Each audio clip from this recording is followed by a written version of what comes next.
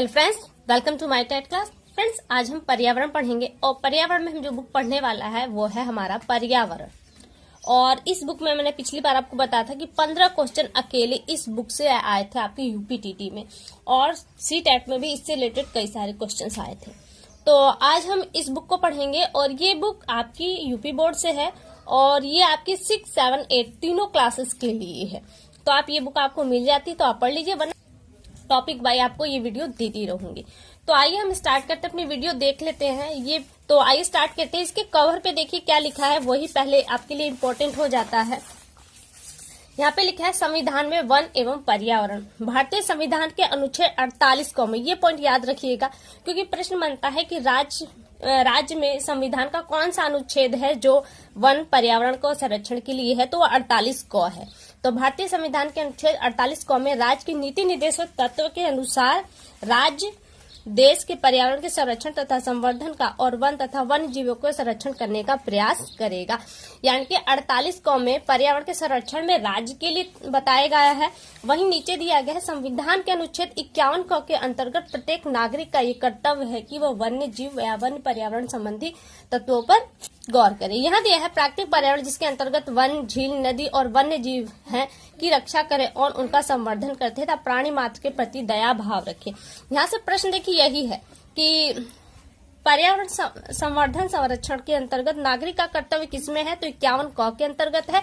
वहीं राज्य का कर्तव्य किस अनुच्छेद के अंतर्गत है, तो राज्य का कर्तव्य अनुच्छेद 48 क के अंतर्गत है। तो ये आपका हो गया, एक प्रश्न भी हो गया एक टॉपिक से रिलेटेड।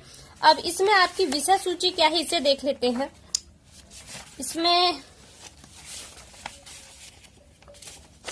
ये देखिए विषय सूची है इसकी, पर्यावरण को जाने, हमारे प्राकृतिक संसाधन, और इसी तरह से आपके ये टॉपिक हैं। और ये टॉपिक आपके यहाँ पे 13 पे खत्म, यानी कि 13 टॉपिक हैं प्लस पर्यावरणीय संदर्भ है, जिसमें आपको पर्यावरण कैलेंडर पढ़ना है और बहुत सारी पर्यावरणविद है जिन्हें आप पढ़ेंगे। यानी कि 14-15 टॉपिक करके आपका ये बुक कंप्लीट हो जाएगा। तो आज हम पहला टॉपिक पढ़ेंगे जो है हमारा पर्यावरण को जाने। इसमें मोटे तौर पर आप पर्यावरण क्या है इसको जानेंगे। देखिए यह है पर्यावरण। वैसे पर्यावरण को आप लोग काफी जानते होंगे कि पर्यावरण क्या है। पर्यावरण 2 शब्दों से बना है, परिधन आवरण, यानी कि परि चारों ओर से घिरा हुआ, आवरण है जो एक घिरा हुआ।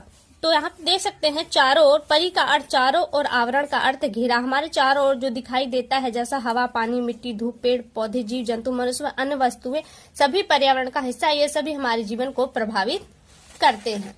पर्यावरण की आवश्यकता एवं महत्व। पर्यावरण क्यों आवश्यक है इसके बारे में बताया गया है कि आप जानते हैं कि पर्यावरण का हर एक पार्ट हमें किसी न किसी रूप में इफेक्ट डालता है। पर्यावरण से ही पृथ्वी पर समस्त जीवधारियों का अस्तित्व है। सांस लेने की ऑक्सीजन हमें पर्यावरण की हवा से मिलती है। इसी प्रकार जल की समस्त जीवधारियों की आवश्यकता है, यहाँ तक कि हमारी मूलभूत आवश्यकताएं अर्थात भोजन, कपड़ा और मकान भी हमें पर्यावरण से ही मिलता है। और इस पर्यावरण के प्रकार यहाँ पे बताए गए हैं। पर्यावरण के 2 प्रकार हैं। एक तो भौतिक है, यानी कि प्राकृतिक जो नेचर द्वारा प्रदत्त है, और दूसरा है मानवीय, जिन्होंने मानव ने बनाया है। अब इसके बारे में थोड़ा सा अंदर से देख लेते हैं। यहाँ दिया है प्राकृतिक पर्यावरण। प्राकृतिक पर्यावरण क्या है? प्राकृतिक पर्यावरण क्या है? इसके अंतर्गत पर्यावरण का वह हिस्सा आता है जो प्रकृति हमें प्रदान करती है और जिसके परिणाम में वो हमसे कुछ भी नहीं, यानी कि हमें निःशुल्क रूप से प्रकृति से मिलता है। ये कौन कौन सी चीजें हैं? जल, हवा, मिट्टी, पेड़ पौधे, जीव जंतु, सूर्य, नदी, पहाड़ आदि इसके अंतर्गत आते हैं, जो हमें स्वयं ही प्रकृति प्रदत्त करती है। प्राकृतिक पर्यावरण को हम फिर 2 भागों में बांट सकते हैं। कौन कौन से हैं? एक जैविक, जिसमें जीवन होता है, यानी कि जीव जंतु, पेड़ पौधे आपकी इसी के अंतर्गत आएंगे। और एक है अजैविक। अजैविक में आपके वो चीजें जिनमें जीवन नहीं होता, जैसे भूमि, जल, वायु, क्या है आपके अजैविक है। अब यहाँ पे हम अजैविक को देखें, अजैविक को, तो अजैविक को भी यहाँ पे फिर 3 भागों में बांटा गया है। कौन कौन सा? स्थल मंडल, जल मंडल और वायुमंडल। स्थल मंडल कौन सा है आपका? स्थल में भूमि का वह ठोस भाग जिसपे सब लोग रहते हैं। इसके अंतर्गत देखें तो पर्वत, पठार, रेगिस्तान, मैदान आदि आते हैं। जल मंडल, आप जानते हैं कि पृथ्वी का 71% भाग जल से डूबा हुआ है, तो इस जल मंडल में आपके वे समस्त चीजें आ जाती हैं। कौन कौन सी वो चीजें हैं? महासागर है, सागर, नदी, तालाब, झील, नहर आदि आते हैं इसके अंतर्गत। वही वायुमंडल की बात करें तो वायुमंडल आप जानते हैं कि पृथ्वी को एक लेयर ने कवर कर रखा है, तो यही आपका वायुमंडल आता है और इस वायुमंडल में कई सारे गैसें हैं। कौन सी गैसें हैं? ऑक्सीजन गैस है, नाइट्रोजन है, कार्बन डाइऑक्साइड, आर्गन आदि गैसें पाई जाती हैं। अब इसके अलावा भी हम कुछ चीजें और पढ़ेंगे, जैसे आप देख रहे हैं कि स्थलमंडल, जलमंडल, वायुमंडल, लेकिन इसको भी हम विस्तार में पढ़ेंगे क्योंकि फर्स्ट टॉपिक में आपको केवल पर्यावरण से अवगत कराया गया है, न कि पूरा डिटेल दिया गया है। अब देखिए, आपने पढ़ लिया प्राकृतिक पर्यावरण जो मानव प्रकृति से हमें स्वयं मिला था। अब हम अगला पढ़ेंगे मानव, जो मानव द्वारा निर्मित पर्यावरण है। इसे हम सामाजिक पर्यावरण भी कहते हैं। कौन कौन सी चीजें हैं इन्हें भी देख लेते हैं।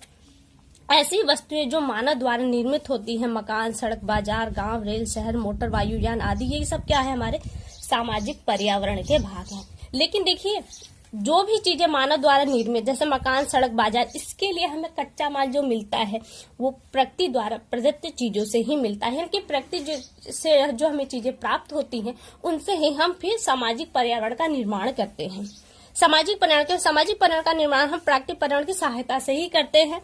घर, परिवार, गांव, शहर, बाजार, पंचायत, थाना, डाकघर, विद्यालय, अस्पताल, कल कारखाने आदि सामाजिक पर्यावरण के ये अंग हैं। फिर जो भी आपने ऊपर पढ़ा उसे यहाँ पे एक तालिका में दिया गया है। पर्यावरण के दो भाग है। प्राकृतिक पर्यावरण जिसे हम भौतिक पर्यावरण भी कह सकते हैं, मानवीय पर्यावरण जिसे हम सामाजिक पर्यावरण भी कह सकते हैं। प्राकृतिक पर्यावरण को फिर दो भागों में बांटा गया, जैविक और अजैविक। जैविक में भी आपको दो भागों में बांटा गया। जैविक में हमने पेड़ पौधे और जंतुओं को देखा, तो एक में आपके पादप जगत यानी कि पेड़ पौधों को डाल दिया गया, दूसरे में जंतु को डाला गया जिसमें समस्त जीवधारी आएंगे, आपके मानव भी आएंगे। फिर अजैविक में आपको तीन भागों में आपने देखा अभी, स्थलमंडल, जलमंडल और वायुमंडल। ये आपके पर्यावरण के प्राकृतिक पर्यावरण के हिस्से थे। वहीं पे मानव सामाजिक पर्यावरण जो है उसमें आपके भौतिक पर्यावरण आएंगे और सांस्कृतिक आपके रस्में रिवाजें वगैरह हैं वो इसके अंतर्गत आएंगी। फिर आगे दिया है इसमें, हम अपने त्योहार, परंपरा, विभिन्न प्रकार के रीति रिवाजों का पालन समाज में रह करके तो जो सांस्कृतिक पर्यावरण के अंतर्गत आते हैं। मेले, उत्सव, नृत्य, कला, संगीत संबंधी कार्यक्रमों का आयोजन भी समाज में ही होता है। इनसे मिलकर हमारा सामाजिक पर्यावरण बनता है। आगे देखिए, आगे दिया है जीव जंतुओं की पारस्परिक निर्भरता। हमारे प्राकृतिक पर्यावरण की रचना जैविक और अजैविक घटकों से मिलकर हुई है। इसमें दोनों घटक एक दूसरे को प्रभावित करते हैं। कौन कौन से? जैविक घटक और अजैविक घटक दोनों आपस में एक दूसरे के पूरक हैं। हरे पौधे सौर ऊर्जा को उपयोग करके अपना भोजन स्वयं बनाते हैं, इसलिए ये स्वपोषी कहलाते हैं।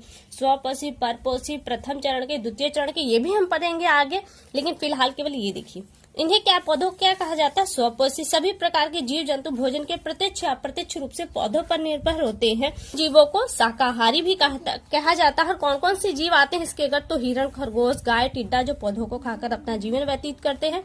इसी प्रकार कुछ ऐसे जंतु होते हैं जो शाकाहारी जंतुओं का अपना आहार के रूप में लेते हैं। इन्हें मांसाहारी जीव कहते हैं। और मांसाहारी जीवों में कौन कौन से जीव आते हैं? तो शेर, बाघ, भेड़िया आदि आपके मांसाहारी जीव इसके अंतर्गत आते हैं। और मांसाहारी जंतु विभिन्न प्रकार के जीवों को भी खाते हैं, जैसे मेढक, मछली, हिरण, सांप आदि को आहार के रूप में ग्रहण करते हैं। अंत में सभी जंतुओं का अवशेष फिर से मिट्टी में मिल जाता है। इस प्राकृतिक पर्यावरण का यह चक्र निरंतर चलता रहता है। तो ये पर्यावरण की थोड़ी सी जानकारी। अब यहाँ पे अभ्यास कार्य आ चुका है, तो यहाँ पे आपको प्रश्न उत्तर है। तो प्रश्न उत्तर आपके लिए नहीं है, बच्चों के लिए है। खाली स्थान है जिसे हम देख लेते हैं। ये खाली स्थान आपके एग्जाम में ऑप्शन के रूप में सामने आ सकते हैं। पहला है प्रकृति, जल, स्थल, वायु, पेड़ पौधे एवं किससे मिलकर बना है? तो जीवों से मिलकर बना है। प्रकृति आपकी कैसे बनी है? जल, स्थल, वायु, पेड़ पौधे एवं जीवों से मिलकर बनी है। पृथ्वी के जल वाले भाग को क्या कहते हैं? तो जल वाले भाग को जल मंडल कहते हैं। अगला है जैविक एवं अजैविक घटक एक दूसरे के क्या होते हैं? तो जैविक और अजैविक घटक एक दूसरे के पूरक होते हैं। अगला है टिड्डा एक जीव है। कैसा जीव है टिड्डा? तो टिड्डा आपका शाकाहारी जीव है। अगला है विद्यालय पर्यावरण का हिस्सा है। तो विद्यालय किस तरह का पर्यावरण का हिस्सा है? तो मानवीय या फिर इसे आप सामाजिक पर्यावरण का हिस्सा भी कह सकते। तो आज ही आपका पहला टॉपिक कंप्लीट। अगली वीडियो में हमारा दूसरा टॉपिक स्टार्ट होगा। फिलहाल के लिए केवल इतना। अगली वीडियो में आपसे फिर मुलाकात होगी। तब तक के लिए नमस्कार।